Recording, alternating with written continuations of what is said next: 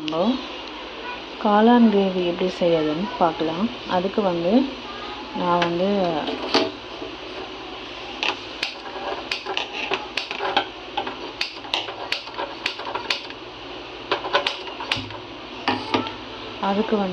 நான் எண்ணெய் ஊற்றிட்டு ஆனியன் போட்டிருக்கேன். காளான் கிரேவி எப்படி பண்ணலான்னு பார்க்கலாம். தேவையான அதாவது மீடியம் சைஸ் வெங்காயம் எடுத்துருக்கேன். அதை ஆட் பண்ணியிருக்கேன். எனக்கு எண்ணெய் காலி ஆகிடுச்சு, அதனால் நான் பிரித்து ஓப்பன் பண்ணேன். அதனால் நான் ஆஃப் பண்ணிட்டேன் அடுப்பு. சரி வீடியோ போட்டுடலாம் அப்படின்றதுக்காக தான் திருப்பி நான் போடுறேன். இந்த பக்கம் எனக்கு இட்லி வந்துட்டுருக்கு. நைட்டு டிஃபன் செய்கிறாங்க. இப்போது அதாவது வெங்காயம் இந்த மீடியம் சைஸில் நல்லா வெட்டி எடுத்துக்கோங்க. வெங்காயம் நல்லா வதங்கட்டும். அதுக்கு தேவையான தக்காளி நான் கட் பண்ணி வச்சுருக்கேன். அதுக்கப்புறம் இதுக்கு தேவையான காளான் கடையில் நான் வாங்கி வச்சுருக்கேன். இங்கே பாருங்கள், பட்டர் மஷ்ரூம் அப்படின்னு இருக்க பார்த்தீங்களா, இந்த மாதிரி பேக் பண்ணி வருது. இதுதான் நான் வாங்கியிருக்கேன்.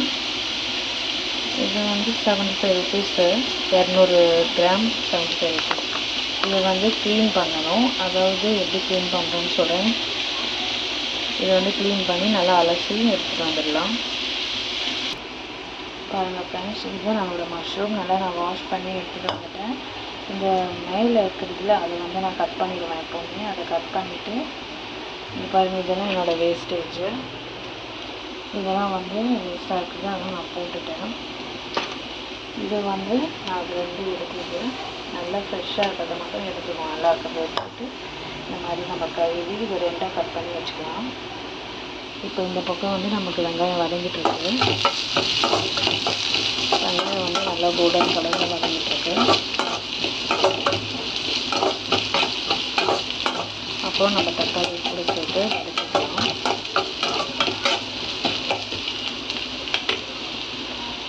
நல்லா வதங்கட்டும்.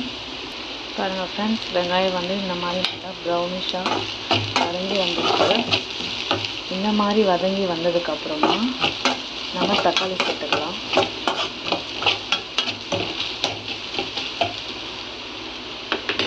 இப்போது நம்ம கட் பண்ணி வச்சுருக்க தக்காளி சேர்த்துக்க போகிறோம்.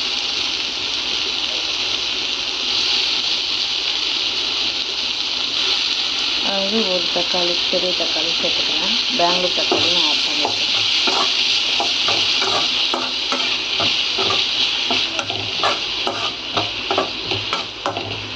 இப்போ இது ஒரு 2 நிமிஷம் நல்லா வதங்கணும். நல்லா வதங்கி வரணும். நல்லா வதக்கி எடுத்துக்கலாம் தக்காளியை. இப்போ இந்த மஷ்ரூம் பாருங்கள், இந்த மாதிரி நான் கட் பண்ணி எடுத்துருக்கேன். அந்த ஸ்லைஸுக்கு இந்த மாதிரி சின்ன சின்னதாக கட் பண்ணி எடுத்துருக்கேன். சரி, இப்போது தக்காளி நல்லா வதங்கினதுக்கப்புறம் நம்ம மசாலா சேர்த்துக்கலாம். இப்போ பாருங்கள், இப்போ நான் கறிவேப்பிலை சேர்த்துக்கிறேன். இதில் கறிவேப்பிலை லீவ்ஸ்,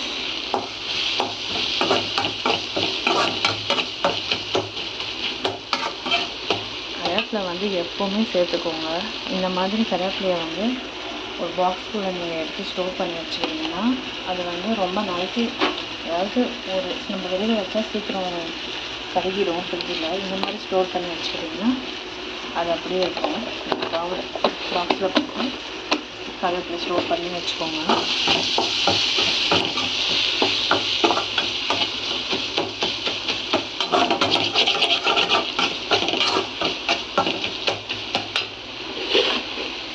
அப்புறம் இந்த பாருங்கள், இது இஞ்சி பூண்டு பேஸ்ட் நான் இன்றைக்கி தான் அரைச்சேன். இஞ்சி பூண்டு நான் அரைச்சி பாருங்கள் எந்த அளவுக்கு எவ்வளோ பாக்ஸ் ஃபுல்லாக வச்சுருக்கேன்னு பாருங்கள். இந்த மாதிரி அரைச்சி வச்சுட்டிங்கன்னா நீங்கள் தேவைப்படும் போது எப்படி யூஸ் பண்ணிக்கலாம். கடையில் வாங்கிறத விட இந்த மாதிரி இஞ்சி பூண்டு பேஸ்ட்டு வீட்லேயே நீங்கள் ரெடி பண்ணி செஞ்சுக்கோங்க. அப்போ தான் அது நல்லாயிருக்கும். இஞ்சி பூண்டு பேஸ்ட்டு ஆட் பண்ணலாம்.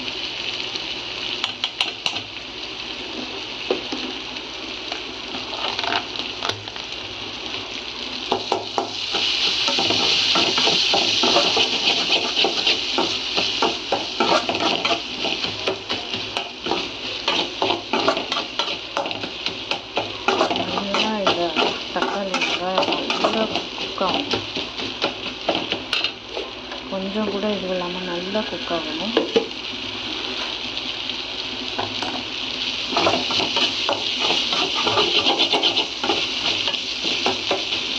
எந்த அளவுக்கு நல்லா குக் பண்ணுறோமோ அந்த அளவுக்கு தான் நம்ம கிரேவியோட டேஸ்ட் இருக்கும்.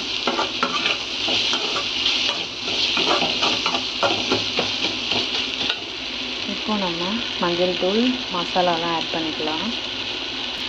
இப்போ பாருங்கள், மஞ்சள் தூள் ஆட் பண்ணுறேன். லோ ஃப்ளேமில் வச்சுக்கோங்க, கடாயில் அடி பிடிக்கும் இல்லைன்னா.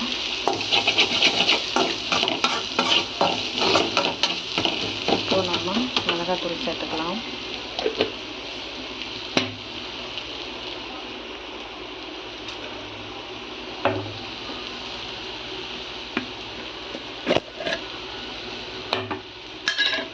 மிளகாத்தூளுமே நான் இந்த மாதிரி அரைச்சி ஸ்டோர் பண்ணி வச்சுப்பேன். நீங்களும் இந்த மாதிரி வீட்டில் மிளகாத்தூள் அரைச்சி யூஸ் பண்ணிக்கோங்க. இப்போ மிளகாத்தூள் நான் ஆட் பண்ண போகிறோம். 1 டேபிள் ஸ்பூன், 1.5. உங்களுக்கு காரம் வேணும்னா காரத்துக்கு ஏற்ற மாதிரி நீங்கள் மிளகாத்தூள் ஆட் பண்ணிக்கோங்க. இப்போ நல்லா கலந்து விட்டுக்கலாம். இதை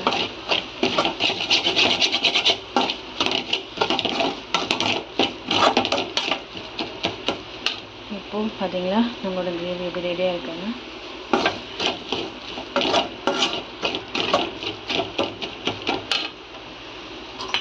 நல்லா ரெடியான உடனே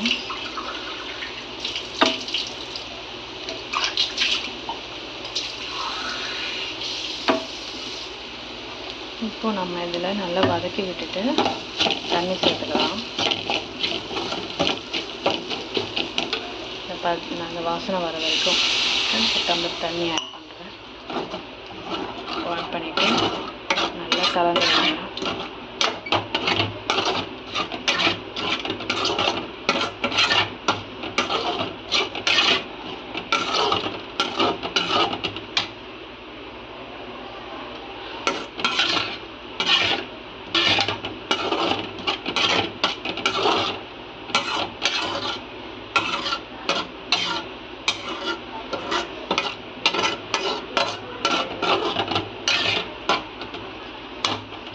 இதில் வந்து நான் இன்னும் உப்பு ஆட் பண்ணல. உப்பு வந்து ஆட் பண்ணிக்கலாம். ஃபுல் ஃப்ளேமில் வச்சுட்டு இன்னும் கொஞ்சம் அளவுக்கு நம்ம தண்ணி சேர்த்துக்கலாம். 2 டம்ளர் தண்ணி வச்சுட்டு, ஏன்னா நமக்கு கிரேவி எந்த அளவுக்கு வேணுமோ அந்த அளவுக்கு நம்ம தண்ணி ஆட் பண்ணணும். மஷ்ரூம் வந்து சீக்கிரமாக அது குக் ஆகிடுங்க. அது வேகத்துலாம் ரொம்ப தண்ணியாக நமக்கு தேவைப்படாது. ஸோ நம்ம கொஞ்சமாக தண்ணி வச்சுக்கணும். கிரேவிக்கு ஏற்ற மாதிரி வச்சுட்டு இதில் வந்து உப்பு ஆட் பண்ணிக்கலாம். உப்பு பாருங்கள் ஃப்ரெண்ட்ஸ், இந்த அளவுக்கு உப்பு நான் சேர்த்துக்கிறேன். அதில் அவ்வளோதாங்க. இப்போது இதை நல்லா கொதித்து வரட்டும். அப்புறமா நம்ம வந்து காளான் நம்ம அதில் சேர்த்துக்கலாம். அந்த எண்ணெய் திரிஞ்சு ஒரு கொதி வரட்டும். அது வரைக்கும் தட்டு போட்டு மூடிடலாம். இப்போ நமக்கு குழம்பு வந்து நல்லா கொதித்து வந்துச்சு. இந்த ஸ்டேஜில் நம்ம காளானை வந்து ஆட் பண்ணிக்கலாம்.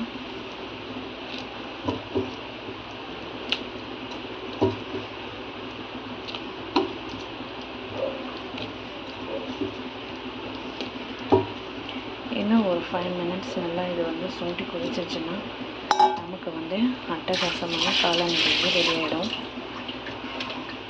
இப்போது ஒரு பக்கம் திருப்பி விட்டுருக்கோம். பார்க்கும்போதே அப்படியே எடுத்து சாப்பிடணும் போல் தோணுதில்லைங்க. இப்போது நல்லா இது நல்லா கொதித்து வரட்டும். அவ்வளோதான் ஃப்ரெண்ட்ஸ், நம்மளோட காளான் கிரேவி நல்லா கொதித்து வந்துடுச்சு. நல்லா குக்காகிடுச்சு பாருங்கள். உங்களுக்கு இன்னும் ட்ரையாக வேணும்னா நீங்கள் இன்னும் ட்ரை பண்ணிக்கோங்க. எனக்கு வந்து இந்த லெவல் போதும். ஏன்னா நான் வந்து இட்லிக்காக வச்சுருக்கேன். இந்த லெவலுக்கு எனக்கு போதும். நான் இதோட ஸ்டவ் ஆஃப் பண்ணிப்பேன். இல்லை நீங்கள் வந்து இப்போ ஒரு சாம்பார் ரசத்துக்கு நல்லா உங்களுக்கு வேணும் அப்படின்னா இன்னும் நீங்கள் நல்லா ட்ரை பண்ணிக்கலாம். இதை ஆனால் நல்லா ட்ரை பண்ணிங்கன்னா உங்களுக்கு வந்து ஃப்ரை மாதிரி வந்துடும். எனக்கு கிரேவியாக வேணுன்றதுனால நான் இதோட ஆஃப் பண்ணிக்கிறேன். ஓகே ஃப்ரெண்ட்ஸ், இது உங்களுக்கு பயனுள்ள வீடியோவாக இருக்கும்னு நினைக்கிறேன். நீங்களும் காளான் வாங்கி யூஸ் பண்ணி அதை ட்ரை பண்ணி பாருங்கள். இந்த மாதிரி உங்களுக்கு எப்படி வந்துச்சு டேஸ்ட்டுன்னு சொல்லுங்கள். Thank you thank you all.